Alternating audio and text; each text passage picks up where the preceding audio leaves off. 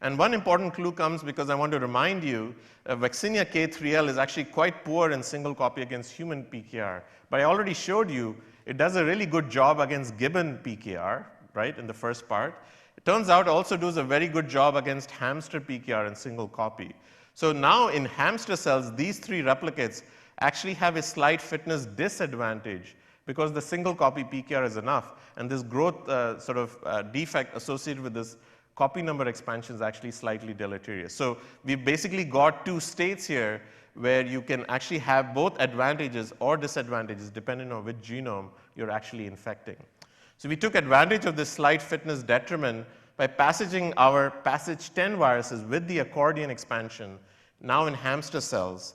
And when we do that, you can see that here is the passage 10 virus from human cells, passage 4 more times in hamster cells, and the accordion has basically begun to collapse in a hurry. Because this is a fitness disadvantage in hamster cells, you've basically gone all the way down. Just to rule out the fact that no other genetic changes have occurred here, we took one of these almost completely collapsed accordion and passaged them back in either hamster cells or HeLa cells. And you can see in hamster cells the copy number remains low, but in HeLa cells the accordion has started expanding again. So this is literally a recombination on demand setup now once you have the duplication, where you can overcome the challenge that's been imposed or even reimposed in evolution. So to come back to that single point mutation we found in K3L, this actually made us really interested because H47R was a mutation that we saw in 2 separate replicate populations, but not in the third. What's remarkable about this mutation is many years ago, Tom Dever's lab had done a yeast screen for mutations in K3L that can overcome the growth inhibition imposed by human PKR, as you can see here.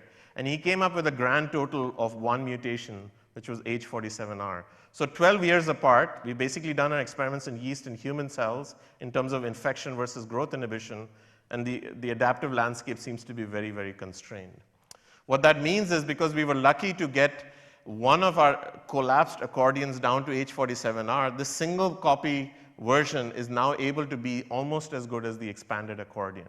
So we have in fact acquired a Darwinian, classic Darwinian mutation of a non-synonymous change that is now able to overcome human PKR even in single copy. Because we have this fossil record, we can go back and ask, we have now 2 forms of Darwinian adaptation. We have copy number expansion, but we also have non-synonymous mutation. Which occurred first, and are they completely independent? It's very obvious that the copy number expansion actually occurred first when we look in our fossil record. And what's remarkable is that these mutations, which were beneficial, actually first occurred in the context of an accordion. So the copy number expansion not only gives you an immediate advantage in terms of mass action, it also now gives you more mutational targets to sample from to get the right mutation where you can now contract back down once you basically reach this. So we really think that this red queen plays accordion-like landscapes, which have basically been ignored in evolution because we've been so focused on viruses and genomes that evolve very rapidly with high mutation rates. Whereas in most genomes, actually, the mutation space cannot be explored rapidly enough. And we think that these accordion-like intermediates are a necessary and perhaps absolutely essential step in terms of these Darwinian adaptation. If you came late in our experiment, you might be tempted to conclude that only classical Darwinian adaptation had occurred. And so here's the sort of merit of doing these experimental evolution approaches. So in the last 5 minutes, I'm going to try to convince you that this is not just a type of study that's limited to host-virus interaction. So I've already shown you cases where we know there's genetic conflict.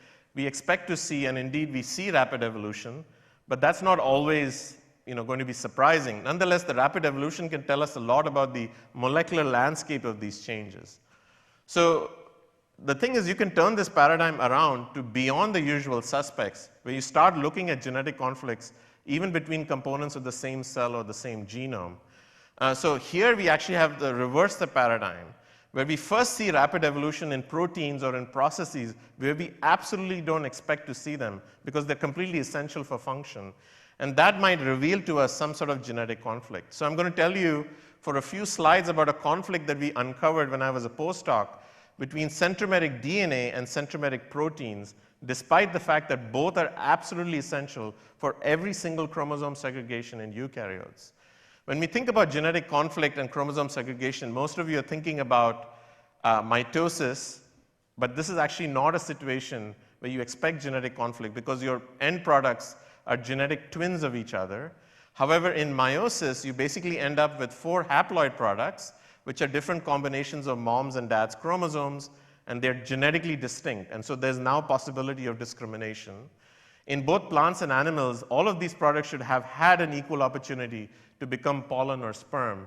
But that's actually not what happens. Biology is way more interesting than democratic, because the red chromosome can actually encode a poison that prevents the maturation of the blue chromosome containing sperm.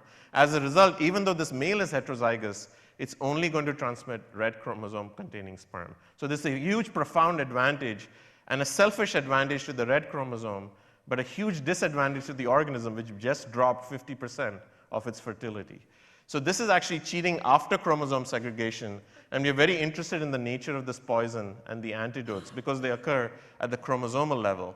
But if you turn to female meiosis, the situation is even more interesting because you go through meiosis, but you don't even have to kill your meiotic siblings.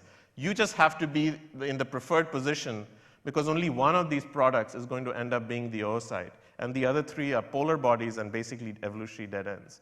So now the game is not about getting rid of these blue chromosomes. It's basically about orienting yourself in meiosis such that you are the one that's always going to be selected. So what's remarkable is this is the classical non-Mendelian process. The only reason it appears Mendelian is because the red and blue chromosomes are both actively competing. But there can be situations where the blue chromosome has an advantage and will overrepresent itself in the population. There's many, many examples for this. I'm not going to share all of them because of time, but perhaps the best example comes from plants, where we have an expanded centromere that now, instead of a Mendelian ratio, has a 60-40 transmission advantage to favor its own transmission. But the net result is male meiosis actually takes a hit and mitosis takes a hit. So you have a selfish advantage in terms of female meiosis, but a disadvantage in terms of your sons and grandsons' fertility. As a result, you got, again, like a host-virus situation here, where you got selfish centromeres that take advantage in female meiosis, centromeric proteins that are constantly trying to evolve to suppress that advantage, and this process, again, has gone on for billions of years.